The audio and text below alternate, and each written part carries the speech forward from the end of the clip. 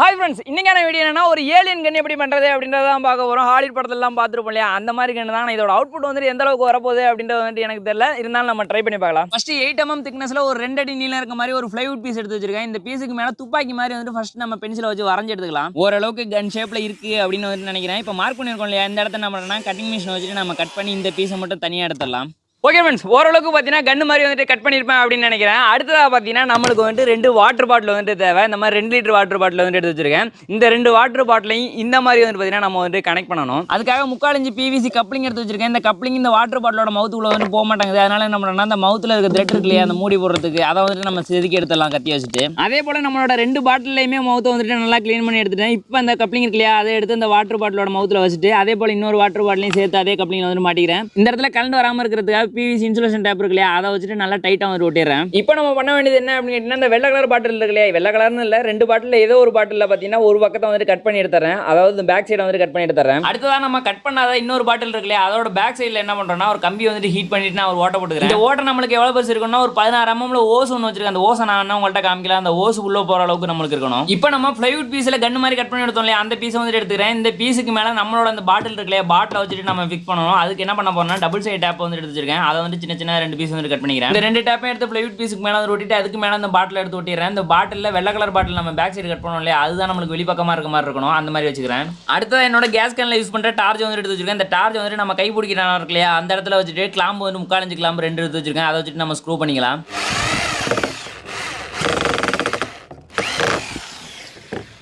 அடுத்ததான் 3/4 inch PVC pipe ஒன்று எடுத்து வச்சிருக்கேன். அந்த PVC பைப் லைட்டாக வந்து அந்த கேஸ் லைட்டர்லேயே காமிச்சு கொஞ்சம் வந்து ஹீட் பண்ணிட்டு அந்த டார்ச்சோட எண்ட் இருக்கு பார்த்தீங்களா, அந்த இடத்துல வந்துட்டு கனெக்ட் பண்ணிக்கிறேன்.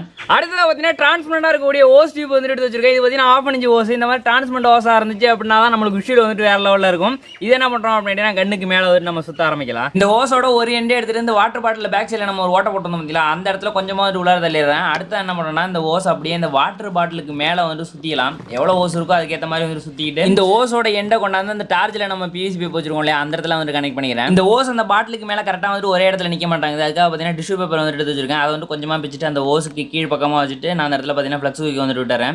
இது நம்ம வெறுசாக வந்துட்டு அனமாட்டை வச்சு ஒட்டினா அப்படின்னா வந்து ஒட்டாது. அதனால அந்த மாதிரி டிஷ்யூ பேப்பர் வச்சு ஒட்டிக்கிறேன். அதே போல் இந்த ஓஸ் வந்துட்டு எந்தெந்த இடத்துல எல்லாம் சுற்றி போகணும் அப்படின்னு நினைக்கிறோம் அந்தந்த இடத்துல எல்லாம் ஓஸ் வந்துட்டு கரெக்டாக அதே பொசிஷனில் வச்சுட்டு டிஷ்யூ பேப்பர் வச்சு அனமாட்டை போட்டு ஒட்டிக்கிறேன். இந்த 3/4 இன்ச் PVC பைப் உள்ளார அந்த ஓஸ் கொஞ்சம் ஃப்ரீயாக போகுது. அதனால மேலே வந்து டேப் போட்டு வந்து ஒட்டிக்கிறேன். அடுத்து அந்த PVC பைப் எடுத்து டார்ச் கூட வந்து நம்ம கனெக்ட் பண்ணிடலாம். ஓகே ஃப்ரெண்ட்ஸ், நம்மளுக்கு இது எப்படி ஒர்க் பண்ண போகுது அப்படின்றத வந்து சொல்கிறேன். இந்த திருவருக்குள்ளே அப்படின்னா கேஸ் வந்துட்டு நம்மளுக்கு அந்த ஓஸ் வழியாக உள்ளார போகும். அது மட்டும் இல்லாமல் இந்த ஓட்டர் இருக்குல்ல, இது வழியாக ஆக்சிஜனையும் சேர்த்து வந்துட்டு எடுத்துகிட்டு போகும். இப்போ இந்த கேஸை பற்ற வைக்கிறதுக்கான பட்டன் நம்ம ப்ரெஸ் பண்ணோம் அப்படின்னா அந்த கேஸ் வந்துட்டு ஓஸ் வழியாக எரிஞ்சு போகிறது பார்க்கறதுக்கே வந்துட்டு செமையாக இருக்கும். அது எப்படி இருக்குது அப்படின்றத பார்க்கலாம். இது எரியறதே என்னால் பகலில் காமிக்க முடியல, அதனால நைட்டில் வந்து செக் பண்ணி காமிக்கிறேன் எப்படி இருக்குது அப்படின்றத பாருங்க. வா, பாதி தூரம் முடிஞ்சுங்க ஓஸில் ஃபுல்லாக போகல.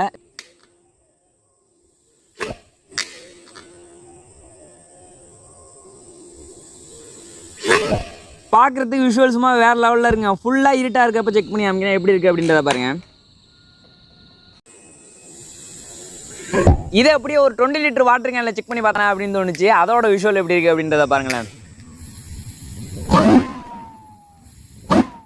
ஓஸுக்குள்ளார போன கேஸ் ஆக்சிஜன் இல்லாமல் எப்படி எரியுது அப்படின்ற டவுட் இருக்கலாம். ஏன்னா நம்ம டார்ச்சை ஓப்பன் பண்ணும்போது நம்மளுக்கு கேஸ் மட்டும் போகாது, கூடவே பார்த்தீங்கன்னா நம்மள ஆக்சிஜன் சேர்ந்து உள்ளார போயிடும். ஓகே ஃப்ரெண்ட்ஸ், இந்த வீடியோ பற்றி என்ன நினைக்கிறீங்க அப்படின்றத மறக்காம வந்துட்டு கமெண்ட்ல சொல்லிடுங்க. அது மட்டும் இல்லாமல் 2-3 வாட்டி சுட்ட உடனே இந்த பாட்டிலோட நிலமை என்ன இருக்குது அப்படின்ற வந்துட்டு பாருங்கள். இது வழியாக நெருப்பு போகுது இல்லையா, அப்படியே பார்த்தீங்கன்னா அந்த பாட்டில் வந்து நம்மளுக்கு உருவி போயிடுச்சு.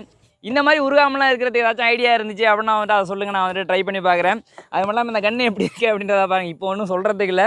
சரி, ஓகே, இந்த வீடியோ வந்து பிடிச்சிருந்துச்சுன்னா மறக்காம வீடியோக்கு ஒரு லைக் கொடுத்துருங்க. மீண்டும் மட்டும் சூப்பரான வீடியோ நாங்கள் உங்களை பார்க்குறோம். அதுவரை உங்களிடம் வந்து இடைவருவது முத்து மற்றும் கலை.